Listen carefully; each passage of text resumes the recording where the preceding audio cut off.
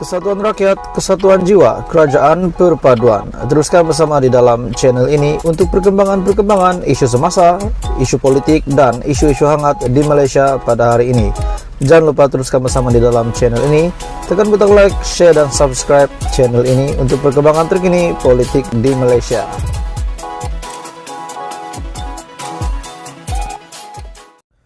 Hai semua, salam sejahtera Malaysia, tuan-tuan dan puan-puan semua. Selamat datang ke channel Fels Lifestyle. Oke, tuan-tuan dan puan-puan semua, hari ini kita dikejutkan. Bukan hari ini, sejak semalam lagi kita dikejutkan dengan pergolakan politik yang berlaku di Sabah. Dikatakan bahwa Ketua Menteri Sabah hari ini, Haji G, bakal ditukar secara tiba-tiba, secara mengejut, dikarenakan tidak mempunyai majoriti yang cukup. Setelah Bung Mokhtar sebagai pengurusi Barisan Nasional Sabah telah menarik sokongan terhadap Haji G, menjadi persoalan ramai orang. Adakah setelah Bung Mokhtar menarik sokongan, adun, 18 adun kalau saya tak silap, beberapa jumlah adun UMNO, BN, di Sabah pun menyokong statement daripada Bung Mokhtar. Setelah saya melihat ada beberapa adun yang dilihat tidak mahu menarik sokongan terhadap Haji G. Jadi banyak spekulasi, banyak kenyataan. Tuan-tuan dan puan semua, sebelum saya meneruskan isu hangat hari ini, saya meminta jasa baik kamu untuk tekan butang subscribe, like video ini, dan share.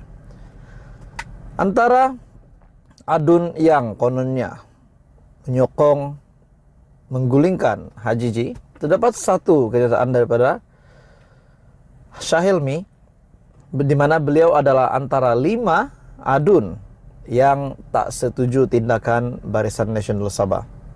Adakah maksudnya Bung Mokhtar hanya membuat kenyataan tanpa mengadakan perbincangan dengan semua adun di Sabah, adun BN? Ahli Dewan Undangan Negeri Adun Tanjung Keramat, Datuk Shah Hilmi Yahya, mengakui bahwa beliau antara 5 adun yang tidak bersetuju dengan langkah BN Sabah yang tiba-tiba menarik sokongan terhadap Datuk Seri Haji G Noor sebagai Ketua Menteri.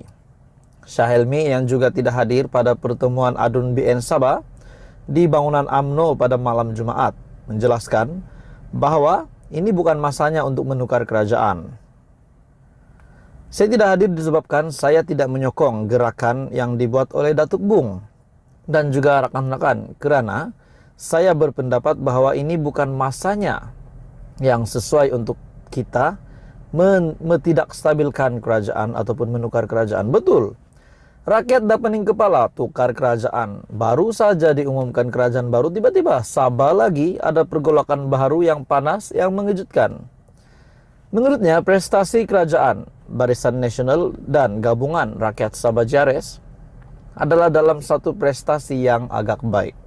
Dalam 2 tahun kebelakangan ini, dengan terbuktinya pada 2 tahun berturut-turut kerajaan negeri mempunyai peningkatan pendapatan daripada bawah RM 5 bilion sehinggalah RM 6,6 bilion pada tahun lepas menurut Shah Hilmi. Beliau juga berkata demikian ketika ditemui pemberita selepas hadir untuk merasmikan program Smart Jawab Sijil Pelajaran Malaysia tahun 2022 sekolah menengah dalam Parlimen Putatan di Dewan Sekolah Menengah Maktab Sabah pada Sabtu. Shah Hilmi juga berkata, tindakan itu akan memberi persepsi politik Sabah yang tidak stabil. Betul, saya sangat setuju. Apa pandangan orang dengan politik Sabah hari ini? Apa pandangan Semenanjung? Apa pandangan Sarawak? Di mana ia menyebabkan pandangan pelabur, persepsi pelabur terhadap Sabah akan menjadi turun, kurang yakin. Menurut Shah Hilmi lagi, kita telah berjaya menarik pelabur dengan jumlah pelaburan melebihi RM 33 bilion. Jadi kenapa kita hendak melakukan satu pertukaran kerajaan tanpa sebab-sebab yang konkret? Adakah hanya disebabkan Bung Mokhtar tiba-tiba menarik sokongan dan semuanya perlu menyokong statement Bung Mokhtar? Sebelum itu, Bung Mokhtar memaklumkan terdapat 5 adun BN yang tidak menyokong tindakan dan salah satunya adalah Syahelmi. Dalam pada itu, tuan-tuan dan puan semua, mungkin ada harapan untuk JRS kekal sebagai kerajaan.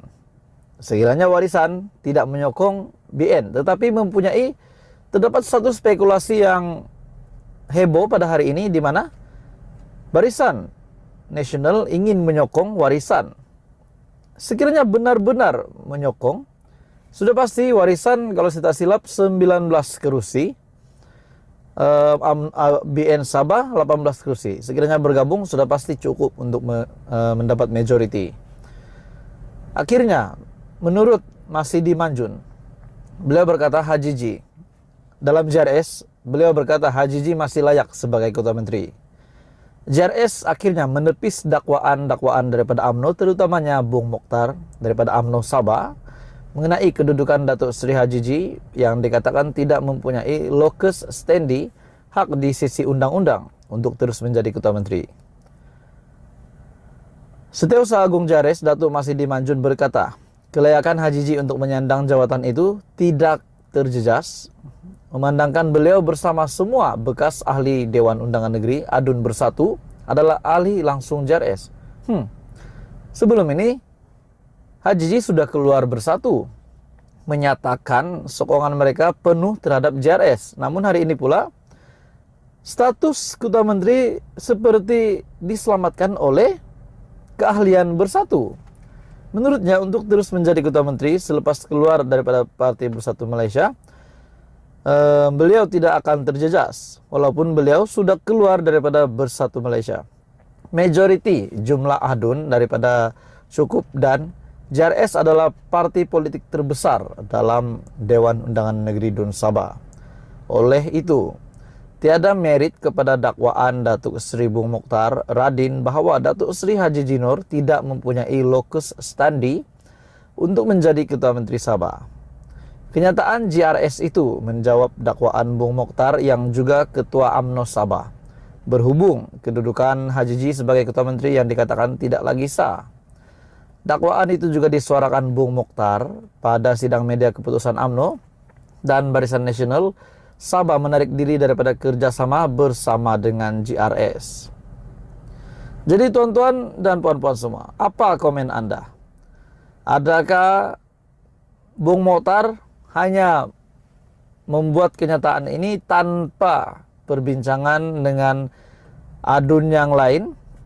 Dan spekulasi kuat mengatakan bahwa memang ramai yang juga menyokong untuk menggulingkan Hajiji. Namun kita tahu bahwa terdapat 5 lagi adun UMNO yang tidak mahu menyokong menggulingkan Hajiji, bahkan mereka tetap mengekalkan sokongan mereka disebabkan kita dapat melihat ekonomi Sabah semakin baik menurut Syahelmi.